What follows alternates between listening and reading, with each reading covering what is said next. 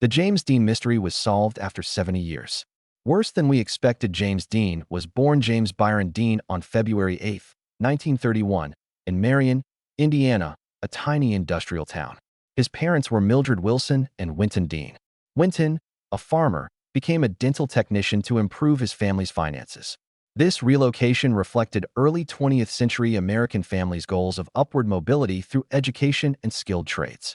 James's life changed when the Dean family moved from rural Indiana to California, making him aware to cultural differences and opportunities outside his Midwestern upbringing. After moving to California, James Dean briefly attended Brentwood Public School. Early schooling was basic, but not academically impressive. Transferring to McKinley Elementary School, his grades were ordinary or subpar. Traditional subjects were not his forte.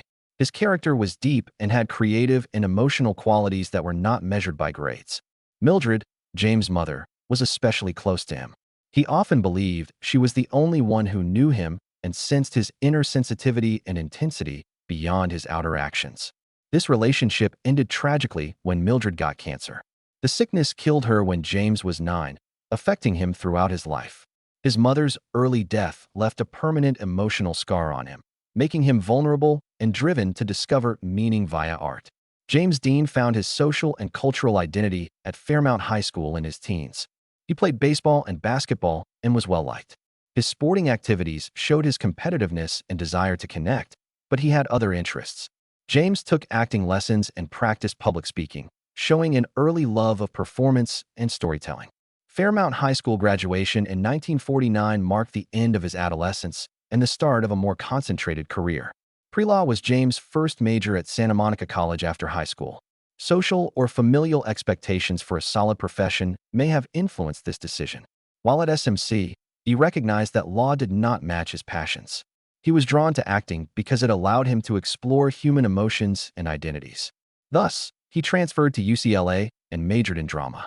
This audacious choice upset his father, who disapproved of the theatrical profession's instability and uncertainty. The conflict strained father-son relations, highlighting James's personal sacrifices for his art. At UCLA, James Dean's skill became more apparent. He was cast as Malcolm in Shakespeare's Macbeth after auditioning with 350 performers. This choice showed his raw talent and rising stage presence. Despite early success, James did not graduate. He quit school in 1951 to pursue a challenging acting career. James Dean's entertainment career began modestly. A Pepsi-Cola commercial was his first television appearance, a brief but significant introduction. He soon appeared in Jerry Lewis and Dean Martin's comic picture Sailors Beware in a small capacity. Financial uncertainty plagued these early years. Dean often worked part-time outside of performing to support himself. Many Hollywood hopefuls have this tale.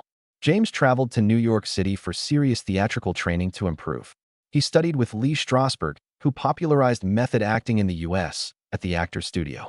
The intense training stressed emotional sincerity and psychological reality, greatly influencing Dean's later performances. He worked as a stunt tester on Beat the Clock while studying, balancing his need for money with his desire to stay in the entertainment industry. James Dean played modest appearances in different television shows in the early 1950s, acquiring expertise and exposure. Anthology shows such Family Theater and the Bigelow Theater, the CBS Television Workshop, and the Hallmark Hall of Fame featured him in 1951 and 1952. Though tiny, these appearances showed his growing versatility and determination. This phase also boosted his stage career. He starred in Franz Kafka's The Metamorphosis off-Broadway in 1952, a psychologically challenging play about a man who mysteriously becomes an insect-like monster. Dean had to explore complicated themes of alienation and identity, which fit his acting style and interests. In the 1954 Broadway drama The Immoralist, he struggled with his homosexuality in a heterosexual marriage. Dean's willingness to tackle controversial topics was shown in the play. He also appeared in The Scarecrow, another off-Broadway play about a lady who employs witchcraft to animate a scarecrow to avenge a lover who left her during pregnancy that year. Dean's theater roles showed his dedication to understanding complex, wounded characters. East of Eden, in which James Dean played Cal Trask, a young man struggling with inadequacy and a tense relationship with his father, who preferred Aaron, was Dean's Hollywood breakthrough. Dean's first major film role was lauded for his emotionally charged performance, establishing him as a budding star with acting talent. In Rebel Without a Cause, He gave his most famous performance that year. Dean embodied 1950s youth culture as Jim Stark, a disturbed kid dealing with isolation and familial turmoil.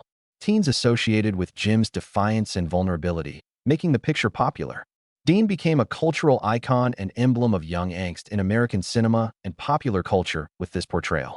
Due of his intricacy and enigma, Hollywood and fans have long debated James Dean's sexuality.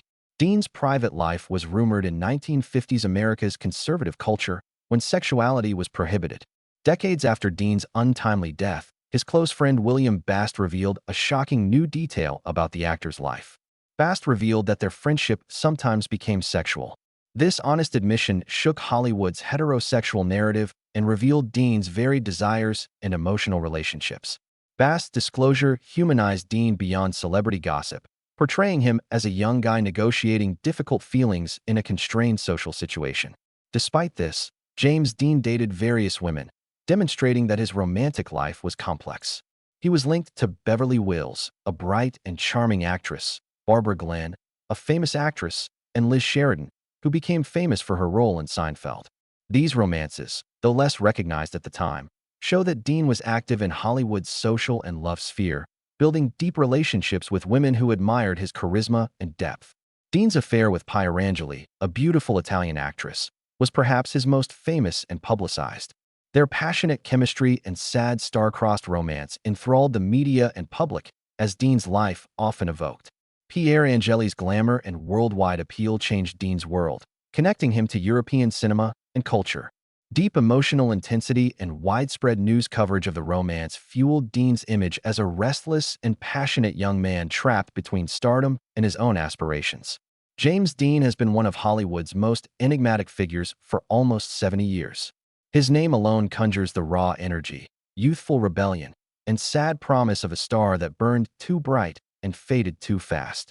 Despite decades since his 1955 vehicle disaster, many questions and speculations remain about it. Dean's Porsche 550 Spider crashed with another vehicle on California's remote roads, and fans, biographers, and detectives have sought to figure out what happened for years. However, new evidence and studies have solved the riddle after 70 years. They found something more frightening and intricate than expected. First, James Dean's death has long been romanticized and speculated about. Many reports portrayed the collision as a sad accident that took a bright young star at his peak. Recent findings reveal neglect, irresponsibility, and potentially foul play, challenging this easy narrative. The new findings demonstrate that the crash was caused by a sequence of poor judgments and unsafe situations. Dean's car's state is startling. High-performance racing car Porsche 550 Spider, dubbed Little Bastard, was not meant for street driving. Dean's vehicle had malfunctioning brakes and steering, making it impossible to manage at high speeds, according to experts. Dean drove the car despite his technician and fellow racers' concerns, underestimating the car and the dangerous roads. Dean's reckless confidence proved fatal, yet it reflected his larger-than-life personality. He routinely took chances without considering the implications. In addition to mechanical troubles, Donald Turnipseed, a young college student, was driving a Ford Tudor sedan.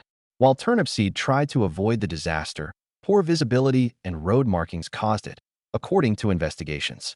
For decades, some blamed Turnipseed for the catastrophe.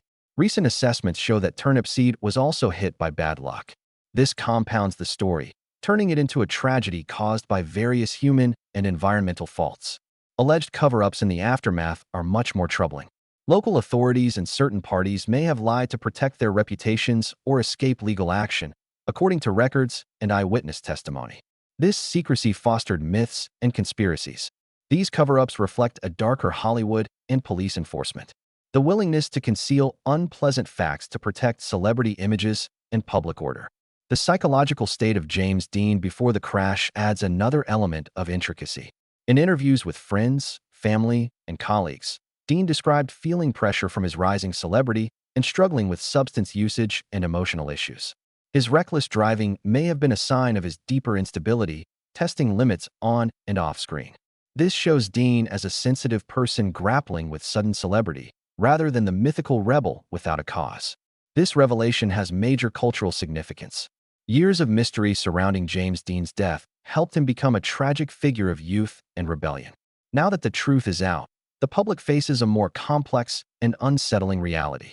Dean's death is a cautionary tale about hubris, ignoring warnings, and Hollywood glamour's human cost. In conclusion, James Dean's death is finally explained after 70 years. The new evidence is significantly grimmer than previously thought. Mechanical failure, dangerous judgments, human error, and deliberate obfuscation drive a tragedy. This knowledge may destroy certain illusions, but it also illuminates the complex man behind the mythology. Fame and youth are fatally fragile. Although James Dean's reputation remains powerful, it now highlights the devastating vulnerabilities lurking behind Hollywood's glare.